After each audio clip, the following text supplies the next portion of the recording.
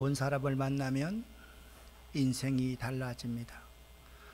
오늘 우리가 살펴볼 신앙의 인물은 사도 바울의 평신도 동력자로서 귀하게 헌신한 브리스길라와 아굴라 부부입니다. 오늘 우리에게 주시는 하나님의 말씀을 다 함께 읽겠습니다. 사도행전 18장 1절부터 4절까지의 말씀, 쉬운 성경입니다. 그 뒤에 바울은 아테네를 떠나 고린도로 갔습니다. 그곳에서 바울은 아굴라라는 유대인을 만났습니다. 아굴라는 본도 지방에서 태어났지만 글라우디오가 모든 유대인에게 로마를 떠나라고 명령했기 때문에 그의 아내 브리스길라와 함께 얼마 전에 이탈리아에서 고린도로 옮겨왔습니다. 바울이 아굴라와 브리스길라를 찾아갔습니다. 마침 그들의 직업이 같았기 때문에 바울은 그들과 함께 묵으면서 그들과 같이 일했습니다. 천막 만드는 것이 그들의 직업이었습니다. 바울은 안식일마다 해당에서 유대인과 그리스도인과 함께 토론하면서 그들을 설득하려 했습니다. 아멘. 아굴라라는 인물은 지금 튀르키예 북쪽 지방 본도 출신의 유대인입니다. 그의 아내 브리스길라는 본명이 브리스가이고 브리스길라는 애칭입니다. 브리스길라의 가문은 로마의 유명한 브리스가 가문이었는데요. 두 사람의 결혼은 순전히 믿음 때문에 이루어졌습니다. 본도라는 지방의 지도는 바로 여기 있습니다. 본도는 소아시아 저 위편에 위치해 있는 곳입니다. 이 부부의 이름이 성경에 6번씩이나 기록되어져 있는데요. 그중 4번이나 아내 브리스길라의 이름이 아굴라보다 먼저 기록된 것을 보면 두 가지 이유가 있습니다. 첫 번째, 브리스길라가 신분적으로 당시 높은 지체의 가문 출신인 것을 누가는 보여주고 있는 한 증거이며, 또 다른 해석으로는 이 부부의 신앙을 주도한 사람이 아내 브리스길라였음을 우리에게 보여줍니다. 그래서 추정하기는 아굴라가 로마에 살다가 아마도 노예로서 처음에 로마에 살지 않았나 생각이 됩니다. 신앙생활을 하던 중 믿음 안에서 두 사람이 만나 신앙과 사랑을 키우고 집안의 극렬한 반대를 무릅쓰고 결혼한 것으로 여겨집니다. 이런 결혼은요, 두 사람의 사랑을 더욱더 견고하게 만들어 줍니다. 반대를 무릅쓴다는 것은 상대가 그만큼 귀하다는 의미이기 때문입니다. 이런 결혼은 힘이 들지만 참 아름답습니다. 저는 이 그림을 참 좋아합니다. 브리스길라와 아굴라 부부가 사도 바울과 함께 장막 깁는 일을 하고 있는 그림입니다. 이 세 인물의 얼굴을 한번 보십시오. 웃음 가득하지 않습니까? 그들의 얼굴에서 행복이 무엇인지를 보여주는 것 같습니다. 우리 인생에서 중요한 것 중에 하나가 만남입니다. 누구를 만나느냐에 따라서 삶의 질과 삶의 색깔이 달라질 수 있습니다. 그 중요한 만남 중에 큰 비중은 아마도 부부의 만남일 것입니다. 어떤 남편, 어떤 아내를 만나느냐에 따라서 많은 것들이 달라지고 결정되어집니다. 브리스길라와 아굴라 부부는 천막 제조와 가죽 수공 사업으로 큰 부자로 살았던 믿음의 부부였습니다. 말씀드렸듯이 브리스길라는 귀족 가문이었기 때문에 돈이 있었고요. 유대인인 아굴라는 가죽을 만지면서 장막 깁는 일을 하였기 때문에 둘은 결혼하여서 천막 제조와 가죽 수공 사업으로 큰 부자로 살아갔던 부부였던 것입니다. 그런데 본문에도 나와 있지만 글라우디오 황제 때 사건이 벌어집니다. 이 로마의 글라우디오 황제가 살았을 때 로마에 유대인들이 5만 명 정도가 살았다고 합니다. 그런데 크레스투스라는 사람 때문에 유대인들이 두 패로 나누어져서 유대인들끼리 갈등이 생기고요. 그로 인해서 폭동이 일어날 정도였다고 합니다. 그래서 글라우디오 황제는 나사렛 칙령을 내려 로마에서 유대인 모두를 다 추방해 버립니다. 그 분란의 원인인 크레스투스가 누구인가, 여기에 대해서 학자들이 많은 관심과 연구를 했습니다.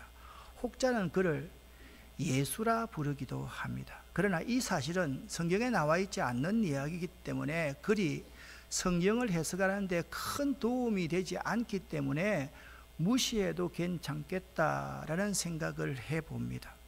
그러나 이 크레스투스라는 이 사람이 의미하는 바가 우리에게 있습니다. 예수를 그리스도라고 믿는 유대인 그리스도인들과 예수가 그리스도라고 도무지 믿지 못하는 유대인들이 서로 갈등으로 인해서 폭동을 일으킬 조짐이 보이자 황제가 그들을 추방했다라는 것입니다. 그렇게 추방된 아굴라와 브리스길라 부부가 고린도에 오게 되고 그곳에서 바울과 운명적으로 만나게 됩니다. 바울과 이 부부의 만남은 서로 인생을 결정적으로 바꾸어 놓는 만남이었습니다. 왜냐하면 지금 사도행전 18장은 사도 바울의 2차 선교 여행 마지막입니다. 이 고린도에 오기 전에 바울이 어느 지역에서 선교 활동을 했나 하면 아덴이라는 곳에서 선교 활동을 했습니다. 아덴을 가보니까 거기에 이런 문구가 기록되어 있는 거예요. 믿지 보이지 않는 신에게, 그 신에게도 절을 하라. 바울 속에 의분이 끌어올랐습니다. 아니, 어떻게 보이지 않는 신을 섬기고 보이지 않는 신에게 절을 한단 말이냐? 말이 안 된다고 생각해서 바울은 곳곳에 가서 복음을 전했는데, 이 아테네라는 곳은요, 철학자들이 많이 살았습니다. 철학자들이 바울 사도에게 시비를 걸어오는 거예요. 그래서 바울이 그 철학자들을 이기기 위해서 자기가 그토록 사모하던 복음으로 그들을 대하지 않고 자기의 지식으로 철학자들을 대해서, 오늘날 말로 하면 철학자들을 묵사발을 내놓은 거예요. 나하고 여러분하고 토론해서 여러분이 나한테 토론해 지면 여러분들이 예수를 믿겠습니까? 토론은 복음을 전하는데 그렇게 효과적인 방법이 아닌 것입니다. 그래서 아덴에서는 거의 한 사람의 열매도 얻지 못하게 되었습니다. 아덴 선교에 실패한 후에 바울이 고린도 교회에 혼자 왔을 때의 일입니다.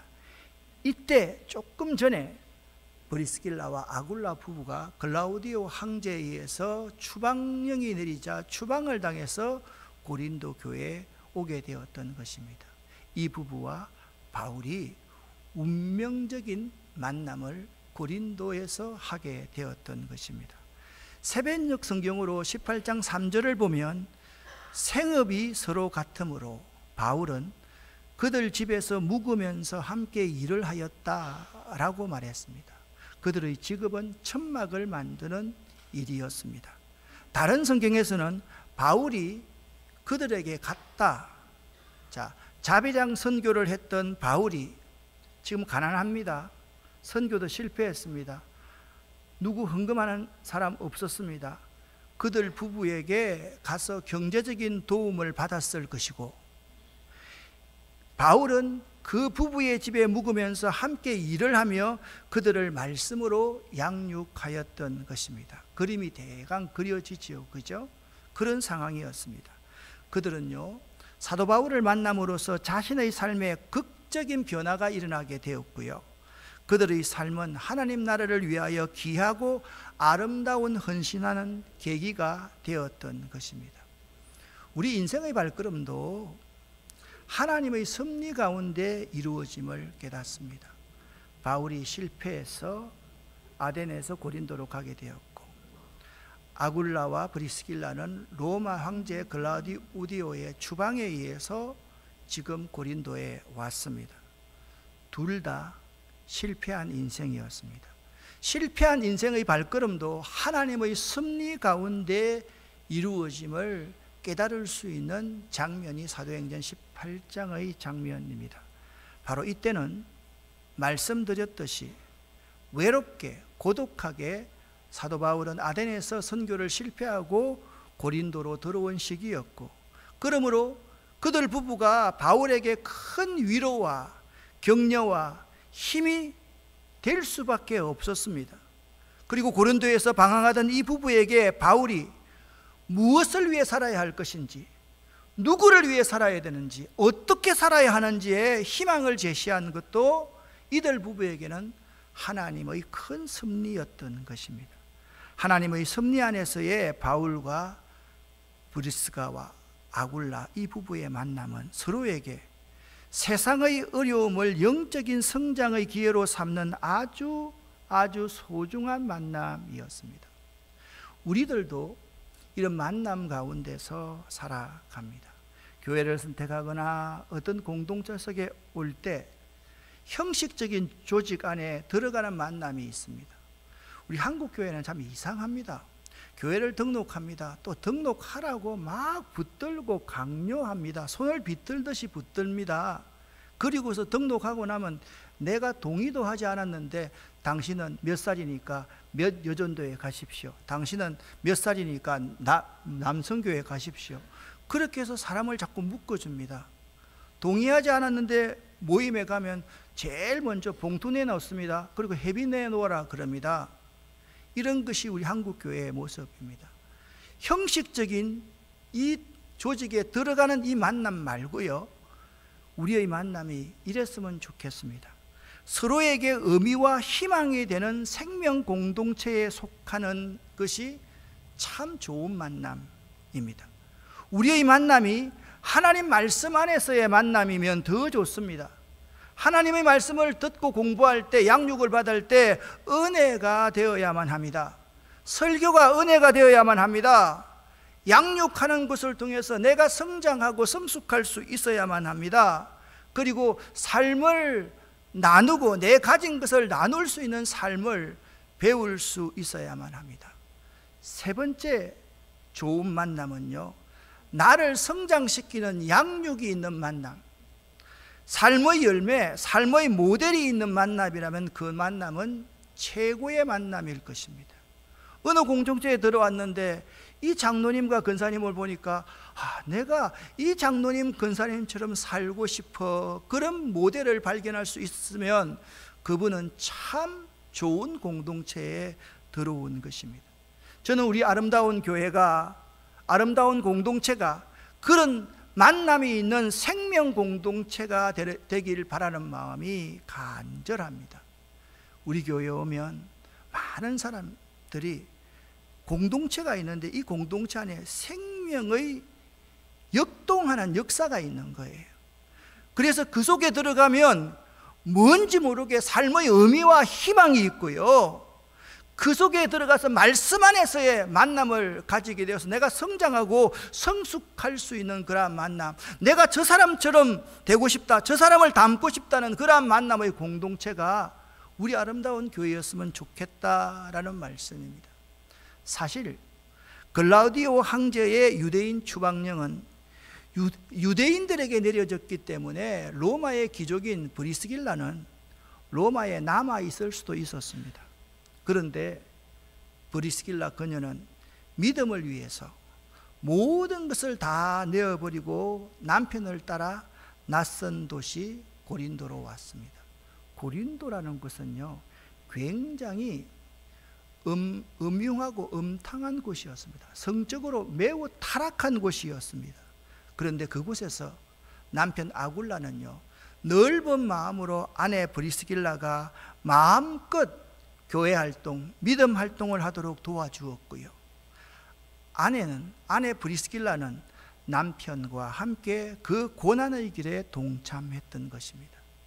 이러한 부부의 포기와 버림, 내려놓음이 있었기 때문에 아름다운 만남, 하나님이 기뻐하시는 만남의 순간을 맞이할 수 있었던 것입니다.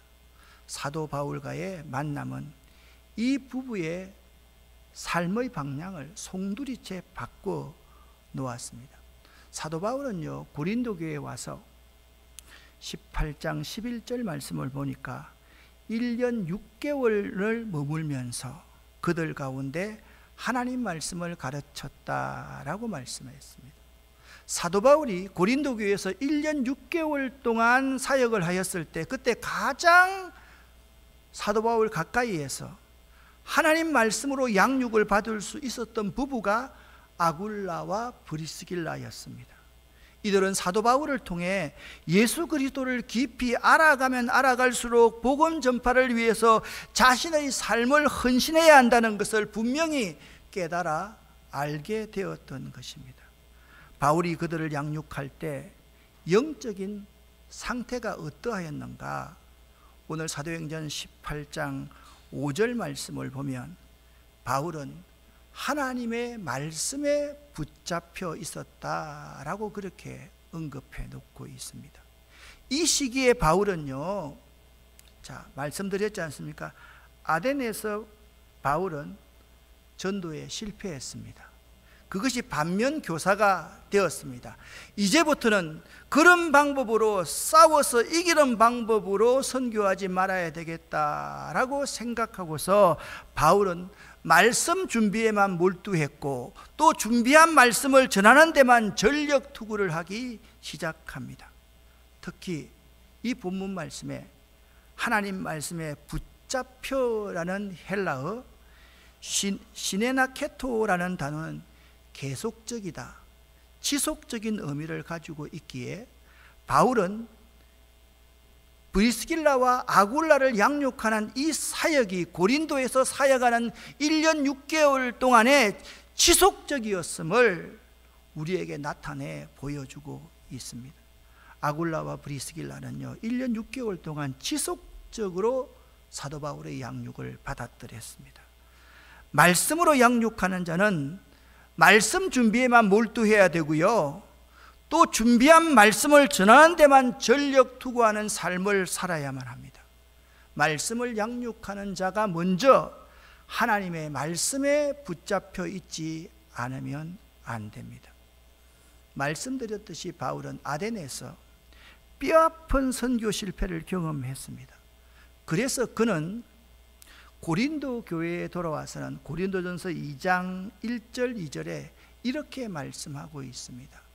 고린도 교회 형제들이여, 내가 여러분에게 나아가 하나님의 증거를 전할 때 말과 지혜의 아름다운 것으로 아니하였나니, 내가 너희 중에서 예수 그리스도와 그가 십자가에 못 박히신 것 외에는 아무것도 알지 아니하기로 작정하였음이라 말씀하고 있습니다. 이 말씀 속에 바울의 마음이 그대로 담겨져 있습니다. 바울은요, 아덴을 둘러보면서 온 성에 우상이 가득한 것을 보고 마음에 거룩한 분노가 생겼다 말씀드렸습니다.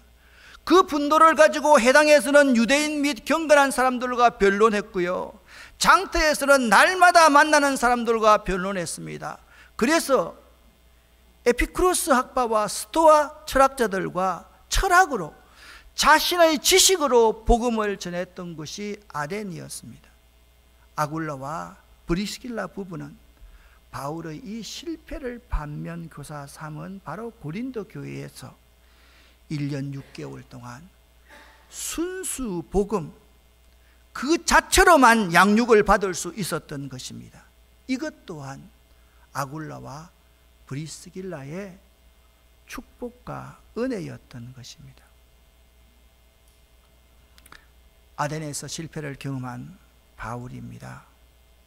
이제 다시금 그 속에 복음의 열정이 불타올랐습니다. 하나님의 말씀에 사로잡혔습니다. 이 바울의 이 심정이 이들 부부에게 그대로 옮겨갔고, 그리스도를 향한 바울의 헌신된 마음이 이들 부부의 가슴에 그대로 전달됐습니다. 이런 현상을 영적 전이라 그렇게 말합니다. 무슨 말씀인가 하면 영적인 분위기가 그대로 전달되었다라는 것입니다. 사도 바울의 영적인 마음이 그대로 아굴라와 브리스길라 부부에게 전달된 것입니다. 사도 바울의 영적인 상태가 그대로 옮겨 놓아진 사람이 누구냐? 아굴라와 브리스길라 부부였던 것입니다. 사랑하는 성도 여러분, 그러기에 기도하는 사람을 만나게 되면 기도하는 사람이 되고요, 헌신된 사람을 만나게 되면 헌신하게 되는 것입니다. 사랑하는 성도 여러분, 기도하는 사람을 만날 수 있기를 바랍니다. 말씀에 사로잡힌 사람을 만날 수 있기를 바랍니다. 헌신된 사람, 순종한 사람을 만날 수 있기를 예수 이름으로 간절히 부탁을 드립니다. 혹시나 여러분 만난 가운데 부정적인 사람, 사람을 지옥 가운데로 빠뜨리는 사람을 만나서는 결코 안 될 것입니다. 공동체는요, 뭐 하는 곳인가 하면 영적 전이가 있는 곳입니다. 공동체가 살아있는 교회는 영적 전이, 영적 분위기가 자연스럽게 전달됩니다. 공동체에요, 생명이 움틀거리는 역사, 그 역사가 있다고 한번 생각해 보십시오. 그 공동체는 생명 사랑과 생명을 낳음의 현상이 자연스럽게 확산되는 장소이기 때문입니다. 그렇다고 하면 이 영적 전의를 그대로 물려받았던 아굴라와 브리스길라가 아볼로라는 전도인을 만났던 이야기가 18장 24절에서 28절까지 나옵니다. 이 말씀을 보면 이들이 얼마만큼 사도 바울처럼 하나님 말씀에 붙들려 살았는지를 알 수가 있습니다. 같이 한번 쉬운 성경으로 읽어보겠습니다. 아볼로라는 유대인이 에베소에 왔습니다. 그는 알렉산드리아에서 태어났으며 교육을 많이 받았고 성경에 능통한 사람이었습니다. 그는 주님에 관한 도를 배워서 알고 있었기 때문에 예수님에 관한 일들을 말하고 자세히 가르쳤습니다. 그러나 그는 요한의 세례밖에 몰랐습니다. 아멘. 25절 중반절을 보십시오. 아볼로라는 젊은 전도인은 about Jesus Christ, 예수에 관해서 알았던 사람이지 of Jesus Christ, 예수 그리스도를 인격적으로서 알아서 만나는 사람이 아니었습니다. 아볼로는 예수에 관해서만 아는 사람이었습니다. 그는 요한의 세례밖에 몰랐습니다. 그는 성령의 극적인 역사에 대해서는 잘 몰랐던 것입니다. 계속해서 26절부터 읽어가겠습니다. 아볼로가 해당에서 용기 있게 말하는 것을 브리스길라와 아굴라가 듣고 그를 자기들 집으로 데려다가 하나님의 도에 대해 더 자세히 설명해 주었습니다. 아볼로가 아가야 지방으로 가고 싶어 하자 에베소의 신자들은 격려하면서 그곳의 신자들에게 아볼로를 영접하라고 편지를 썼습니다. 아볼로는 그 지방에 도착하여 하나님의 은혜로 믿게 된 사람들에게 많은 도움을 주었습니다. 그는 사람들 앞에서 유대인들과 열정적으로 토론을 하며 그들의 주장을 물리쳤으며 성경을 이용해서 예수님께서 그리스도이심을 증명했습니다. 아멘. 여러분 가만히 한번 보십시오. 이 아굴라와 브리스길라는 참으로 겸손한 사람이었습니다. 여기 보면 예수님에 관한 설교를 열정적으로 하는 젊은 전도인 앞에서 이들은 잘 들었습니다. 뛰쳐나가지 않았습니다. 끝까지 잘 들었습니다. 그들을 자기 집에 초청하여서 방도 내어주고 음식도 대접하면서 그에게 예수 그리스도에 관한 일을 자세하게 설명해 주었던 것입니다. 아볼로라는 전도인은 당시 학문과 성경에 능한 자, 언변도 뛰어난 사람이었던 것입니다. 어느 날 브리스길라와 아굴라 부부가 아볼로의 설교를 끝까지 들었습니다. 그의 설교는 논리적이었고요, 성경적이었습니다. 그런데 예수에 관한 말씀만 전하기 때문에 설교가 요한의 세례, 즉 윤리적이고 교훈적인 내용에 그치고 말았던 것입니다. 아굴라와 브리스길라는 아볼로의 설교의 가장 중요한 복음의 핵심이 빠져 있다는 사실을 발견했습니다. 그들은요, 복음 없는 메시지에 대한 안타까움이 있었던 것입니다. 왜냐? 바울의 심정이 그대로 아굴라와 브리스길라에게 옮겨져 있었기 때문에 매우 큰 안타까움이 있었던 것입니다. 이들 부부는 아볼로 전도인을 초대하고 함께 교제하면서 그에게 하나님의 도에 관해서, 즉 복음의 핵심에 대해서 자세히 풀어 설명해 주기 시작했습니다. 이 부부의 영향으로 아볼로는 좋은 설교자가 될 수 있었습니다. 그들은요, 평신도로서 설교자들에게, 전도인에게 영향을 끼칠 수 있는 사람으로 성장한 것입니다. 우리들이 그리스도인으로서 가장 먼저 헌신해야 할 부분이 있다면 그것은 바로 하나님의 말씀에 헌신할 수 있어야만 합니다. 우리는 하나님의 말씀에 붙잡혀 있는 사람으로부터 양육을 받아야만 합니다. 말씀에 대한 헌신이 없으면 좋은 믿음의 일꾼이 일어날 수 없습니다. 그 교회에 좋은 일꾼이 없다는 것은 말씀에 대한 헌신자가 부족하기 때문인 것입니다. 초대교회는요, 말씀으로 훈련되지 않는 사람들에게 직분과 일을 맡기지 않았습니다. 오늘날 한국교회가 영적인 영향력을 잃어가는 것은 말씀에 헌신한 사람들이 줄어들어가기 때문인 것입니다. 사람들이요, 말씀을 소홀히 대합니다. 말씀 듣는 것을 드라마 한 편 보는 것보다 더 천시합니다. 유튜브, 뉴스, 가요는 그렇게 열심히 들으면서 말씀을 잘 듣지 않습니다. 듣고 읽고 연구하고 암송하고 묵상하지 않습니다. 여러분이 하나님의 말씀을요, 제일 먼저 우리가 들어야 돼요. 들어야 믿음이 생깁니다. 그리고 읽어야만 됩니다. 공부하고 연구해야 됩니다. 암송해야만 됩니다. 그리고 암송까지 한 이 말씀을 묵상할 수 있어야만 합니다. 여러분, 이걸 한번 보십시오. 하나님 말씀인 성경을요, 이렇게 들고 있으면 이것은 부족합니다. 하나님 말씀을 묵상하면서 들고 있어야 온전한 말씀인 것입니다. 이제 말씀에 헌신한 아굴라와 브리스길라 부부는 본격적으로 헌신하기 시작합니다. 그들은 교회에 헌신합니다. 교회에 대한 헌신은 하나님 나라에 대한 헌신이고요, 영적 지도자에게 헌신한다는 것은 그리스도에게 헌신하는 것이었습니다. 브리스길라 부부는 말씀에 헌신하면서 동시에 영적 지도자 사도 바울에게 헌신하였던 것입니다. 그래서 이들은 바울을 도와서 로마를 복음하는 사역에 큰 공헌을 하는 부부가 되었습니다. 사도행전 18장 18절 말씀을 여러분과 제가 함께 읽어보겠습니다.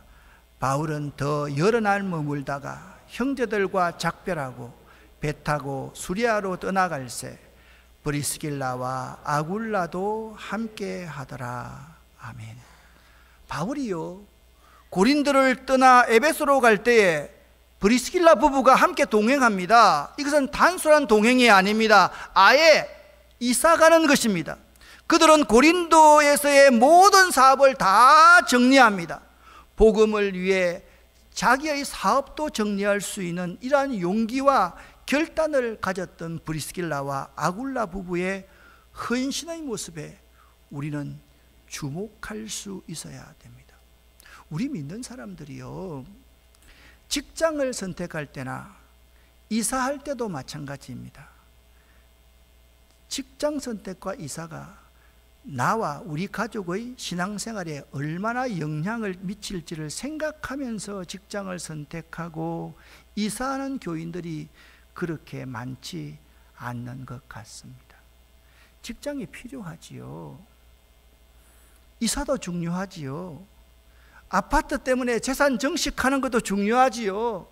자녀 교육도 중요합니다. 그러나 더 중요한 것은 그걸 모른다면 그러한 교인은 결코 헌신하는 주의 일꾼이 될 수 없다라는 것입니다. 초대교회 성도들은요, 사업이 주님보다 더 크지 않았습니다. 그들이 말씀을 통해 예수 그리스도를 인격적으로 만났을 때 주님을 위해 자기들의 삶의 터전까지도 바꿀 수 있을 정도로 헌신적인 제자가 될 수 있었던 것입니다.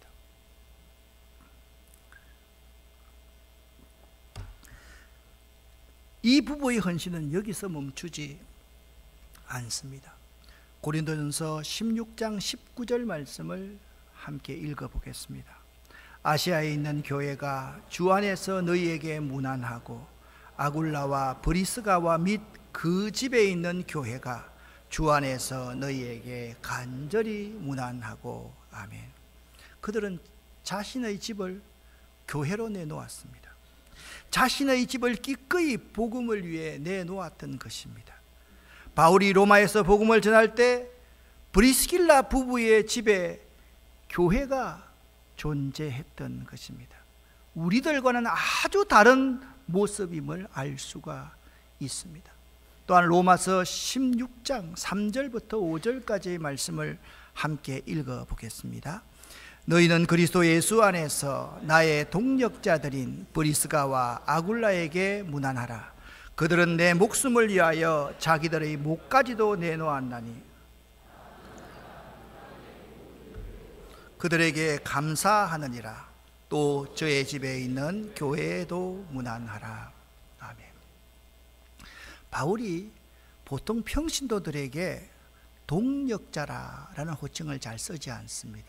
근데 바울이 거의 유일하게 브리스길라와 아굴라 이 평신도 부부에게 동력자라는 호칭을 사용합니다. 동력하는 일을 같이 일을 하는 사람만 의미하는 것이 아닙니다. 동력이라는 의미는 같이 시간을 보내는 사람을 말합니다. 세월을 함께 보내는 그야말로 동고동락하는 사람을 동력하는 사람이라 말합니다. 바울이 험한 광야를 지낼 때 그들은 함께 지나갔고, 바울이 감옥에 들어갔을 때 그들은 감옥 밖에서 바울을 위해서 기도하는 사람이 되었던 것입니다. 이들 부부는 바울을 위해서 목숨까지도 내놓을 수 있었다라고 말합니다. 참으로 놀라운 일입니다. 이들은 내 목숨을 위해서 자기 목이라도 내어 놓았나니 라고 바울은 로마서 16장에서 말씀하고 있습니다. 아마 이들은 매 순간 이렇게 바울 사도에게 말했을 것입니다. 바울 목사님이여, 당신을 위해 우리가 목숨까지도 다 내어놓겠습니다. 당신은 이 복음 전하는 일에만 최선을 다해 주십시오 라고 그렇게 말했을 것입니다. 교회 안에 브리스길라 부부와 같이 주의 종들에 대해 헌신하는 사람이 많이 일어날 수 있어야만 합니다. 우리 주님께서는 지금 이 시대에 이러한 헌신자들을 찾고 있습니다. 그런데 여러분, 헌신이 그렇게 쉽지 않습니다. 여러분, 헌신이 쉽지 않다는 것은 우리가 헌신하는데 장애물들이 많이 있다는 것입니다. 우리들은 헌신의 장애물들을 극복하고 제거하지 않으면 헌신자가 될 수가 없습니다. 우리의 헌신을 방해하는 장애물 첫 번째입니다. 자기중심적인 자세입니다. 어떤 한 곳에 헌신하려면 다른 것을 포기해야만 합니다. 자기를 포기하지 않고서는 헌신할 수 없습니다. 많은 사람들이 자기 계획, 자기 방법, 자기 생각이 너무 많기 때문에 헌신하지 못합니다. 자기를 버릴 정도로 그리스도가 귀하고요, 자기 계획을 버릴 정도로 교회와 주의 종과 우리의 이웃이 귀하게 보일 때 헌신이 가능합니다. 그래서 예수님께서는 누가복음 9장 23절에 이렇게 말씀하셨습니다. 누구든지 나를 따라오려거든 자기를 부인하고 제 십자가를 지고 나를 좇을 것이니라. 할렐루야. 그렇게 말했습니다. 두 번째입니다. 헌신의 장애가 되는 두 번째는 세상에 대한 염려와 근심입니다. 동시에 이것은 하나님에 대한 불신을 의미합니다. 믿음의 사람들이 헌신에 주저하는 이유는 염려와 근심이 많기 때문입니다. 하나님을 전적으로 신뢰하지 못하기 때문입니다. 이유들이 너무 많습니다. 그런데 생각해 보십시오. 하늘의 새들도 입히시고 먹이시는 하나님을 신뢰해 보십시오. 염려와 근심을 다 주께 맡기신다면 여러분은 헌신할 수 있게 될 것입니다. 세 번째입니다. 헌신의 장애가 되는 세 번째는 주님을 사랑하지 않는 것입니다. 아니 목사님, 내가 왜 주님을 사랑하지 않습니까? 많은 성도들이요, 주님을 사랑하는 마음이 식어져 버렸습니다. 사랑이 식어지면 많은 문제가 생깁니다. 사랑이 불타오를 때는 아무것도 문제가 될 것이 없습니다. 진정한 헌신자가 되기 위해 주님을 뜨겁게 사랑해야만 합니다. 부부간에도 마찬가지입니다. 사랑이 뜨거울 때는 그의 단점이 나에게 아무런 문제가 되지 않습니다. 문제는 사랑이 식었기 때문에 그때부터 문제가 생기기 시작하는 것입니다. 예수님은 자기를 3번씩이나 저주하고 부인했던 실패한 베드로에게 가서 너 왜 그런 짓을 했니? 난 너 이해할 수가 없어. 그런 말 하지 않았습니다. 딱 한 가지 물었습니다. 요한의 아들 시몬아, 네가 나를 사랑하느냐? 그렇게 물었습니다. 사랑의 회복이 사명의 회복이며 사랑의 회복이 헌신의 회복이기 때문입니다. 주님을 사랑하면 시험에 빠지는 일이 없습니다. 주님을 사랑함으로 헌신된 사람은 사단이 결코 흔들 수 없는 견고한 반석과 같은 사람이 되는 것입니다. 사랑하는 성도 여러분, 헌신이란 쉽지 않고 어렵습니다. 이런 것입니다. 권투를 합니다. 권투 선수가 상대에게 맞아서 다운이 되어서 넘어지는 것보다 한 번 더 일어서서 다시 자세를 잡고 싸우려고 하는 사전 오기가, 그런 정신이 바로 헌신입니다. 헌신이란 마라톤너에게 설 수가 없을 정도로 힘이 다 빠져 있을 때, 그럴 때 10마일을 더 뛰는 것이 헌신입니다. 헌신이란 군인에게 저편에 무엇이 우리를 기다리고 있는지 몰라도 고지를 향해서 그냥 함께 같은 병사의 어깨를 얹고 그 고지로 올라가는 것이 헌신인 것입니다. 헌신이란 목사들이, 선교사님들이 교인들이 남을 위해 자신의 편안함과 작별하는 것을 헌신이라고 말할 수 있는 것입니다. 사랑하는 성도 여러분, 지금 여러분의 신앙 인생에 최고의 위기가 이 순간이 아닙니까? 사랑하는 성도 여러분, 누구를 만나느냐, 어떤 공동체를 만나느냐가 매우 중요합니다. 지금 우리 교회에 필요한 것은 많은 사람들이 모이는 것보다 헌신된 사람이 필요합니다. 특별히 말씀에 헌신된 사람이 우리에게 필요합니다. 헌신된 사람들을 통하여서 교회의 역사는 기록되어져 갈 것이기 때문입니다. 사랑하는 성도 여러분, 아굴라와 브리스길라처럼 좋은 사람과 좋은 공동체, 살아있는 생명 공동체를 만나는 여러분이 되시길 예수 이름으로 간절히 축원합니다. 마지막으로 이 그림을 다시 한번 보겠습니다. 전 이 그림을 종종 자주 봅니다. 아굴라와 브리스길라와 사도 바울의 얼굴 속에 있는 이 행복, 기쁨, 평안, 이것이 여러분의 인생 속에서도 넘칠 수 있기를 예수 이름으로 간절히 축원합니다. 기도하겠습니다. 살아계신 하나님 아버지요, 우리들이 좋은 사람을 만날 수 있도록 도와주시옵소서. 생명이 움틀거리는 생명 공동체를 만날 수 있도록 도와주시옵소서. 우리들이 말씀에 헌신하는 자가 되기를 원합니다. 우리들이 주님과 복음과 교회와 주의 종들과 선교를 위해서 헌신하는 자들이 되기를 원합니다. 우리에게 힘과 능을 부어 주시옵소서. 예수 그리스도 이름으로 축복하옵고 간절히 기도드립니다. 아멘.